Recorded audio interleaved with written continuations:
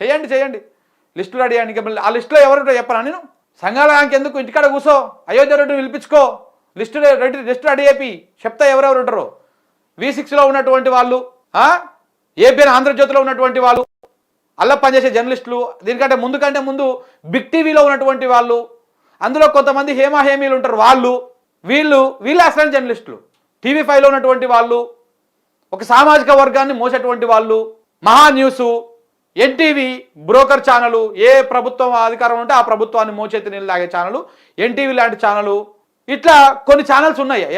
ఈనాడు పత్రిక, ఆంధ్రజ్యోతి పత్రిక, వెలుగు పత్రిక, ఈటీవీ ఛానలు, ఇవన్నీ మీకు అసలైనటువంటి జర్నలిస్టులు, వాస్తవాలను చెప్పినటువంటి వాళ్ళు, ఆ మేనేజ్మెంటు దానికి ఏం చెప్పాలనో అది మాత్రం చెప్పేటువంటి వాళ్ళు మాత్రమే అసలైన జర్నలిస్టులు. వాళ్ళని మాత్రమే లిస్టులో పెట్టుకోండి. అయోధ్య రెడ్డిని కూర్చోబెట్టుకొని రాపిస్తే అయిపోయి గంట సేపటి రాసేస్తాడు, అయిపోతుంది. దానికి ఒక చట్టం చేసేసేయండి, అయిపోతుంది. తెలంగాణ రాష్ట్రంలో యూట్యూబ్లోనే బ్యాన్ చేయండి, ఊకెందుకు లొలి పంచాయతీ అంతా. యూట్యూబ్లో బ్యాన్ చేసి దానికి ఒక క్రైటీరియా పెట్టి ఆ ప్రకారం చేయండి.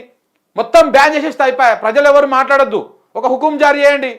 యూట్యూబ్లో అప్లోడ్ చేయొద్దు, హుకుం జారీ చేయండి.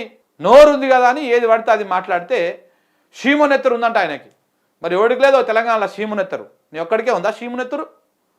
10 మంది లేకుండా బయటికి రాలేవు, నువ్వు షీమునెత్తరు గురించి, పౌరుషం గురించి, తొక్కడం గురించి, పండబెట్టి తొక్కడం గురించి, బట్టలు ఉడదీయం గురించి మాట్లాడతావు. ఒక్కడి తిరుగు, మా లెక్క మేము తిరిగినట్టు. నీ గుంపు, నీ మంది మార్బలం అన్నీ బంద్ పెట్టు.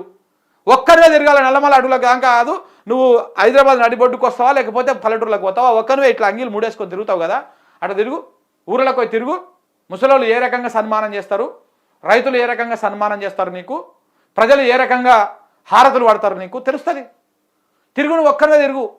నీ మంది మార్బలాన్ని, నీ జేజే బ్యాచ్ని, నీ సామాజిక వర్గాన్ని ఇవన్నీ కూడా వెనకేసుకొని తిరగకుండా ఒక్కరివే ఓ. అప్పుడేందో తెలుస్తుంది నీకు, నీ పులి ఏందో, పులి రంగేసుకున్న నక్కర అసలు రూపం ఏందో ఇవన్నీ తెలుస్తుంది.